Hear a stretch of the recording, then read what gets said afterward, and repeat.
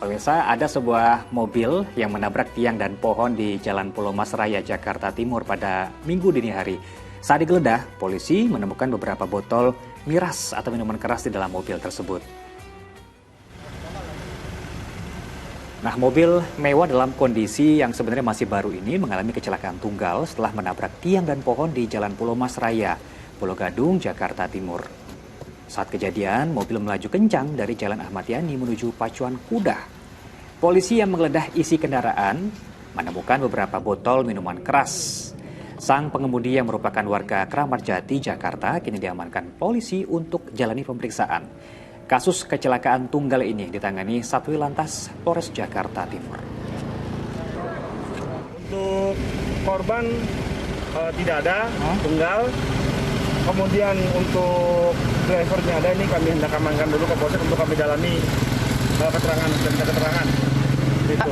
Tadi di dalam mobil sempat digeledah, Pak, ada temuan-temuan miras atau seperti apa, Pak? Betul, kami dalami dulu seperti apa kebutuhannya. Baik, Ustaz, ini lagi-lagi nampaknya dampak buruk minuman keras ya dapat mencelakakan orang yang minumnya maupun masyarakat sekitar. Jadi mencelakakan orang banyak. Tanggapan Ustaz terkait peristiwa tadi seperti apa? Ya, itu memang sering sekali ya kejadian itu ya.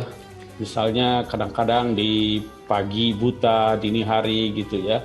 Tiba-tiba ada mobil masuk di kolam bundaran HI dan lain sebagainya ya. Itu sering sekali kejadian itu. Jadi kecelakaan yang terjadi di bawah pengaruh miras. Termasuk juga kadang-kadang melakukan pembunuhan, lalu melakukan kekacauan, kegaduhan akibat pengaruh miras ya.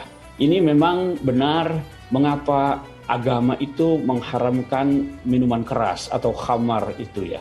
Bahkan dikatakan dalam sebuah hadis itu, al-khamr itu adalah ummul khaba'ith. Khamar itu adalah induk segala macam bentuk kejahatan ya, keburukan gitu. Gara-gara khamar itu orang bisa melakukan apa saja ya.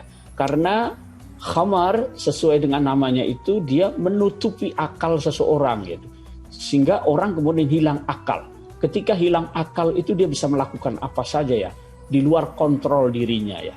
Itulah mengapa kemudian agama mengharamkan khamar.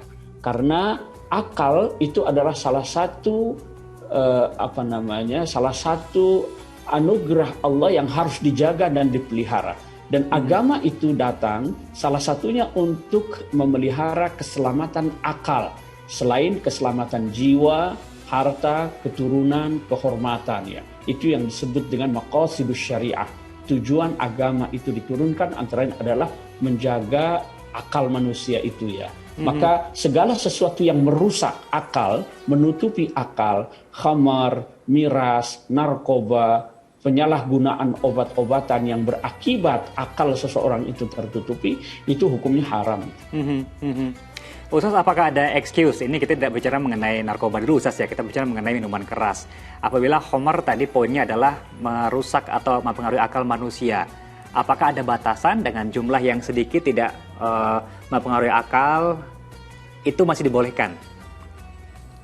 Ya, itu memang ada misalnya ya di bawah berapa persen itu masih bisa ditolerir ya. Tetapi sekali lagi begini ya, yang namanya khamar, minuman keras itu qaliluhu wa kathiruhu sawa ya. Banyak atau sedikit itu hukumnya sama ya.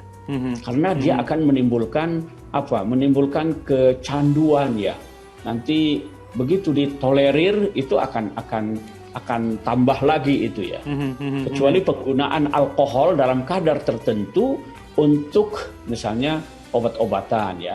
Penggunaan alkohol di bawah sekian persen itu masih ditolerir ya. Tapi kalau minuman sudah menjadi minuman khamar itu tidak boleh ya. Haram itu. Qaliluhu wa kathiruhu sawa itu. Baik. Banyak atau sedikitnya itu sama hukumnya haram.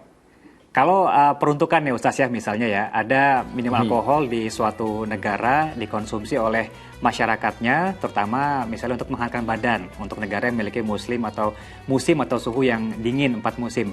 Nah, jika di sana ada umat muslim yang juga tinggal di daerah tersebut, apakah diperbolehkan Ustaz untuk minum alkohol dengan tujuan untuk menghangatkan tubuh? Ya, itu jangankan untuk sekedar menghangatkan tubuh ya. untuk mengobati saja. Kalau sesuatu itu haram, tidak boleh. Allah itu menciptakan penyakit dan menciptakan obat ya. Dan tidak membolehkan pengobatan itu dengan sesuatu yang diharamkannya.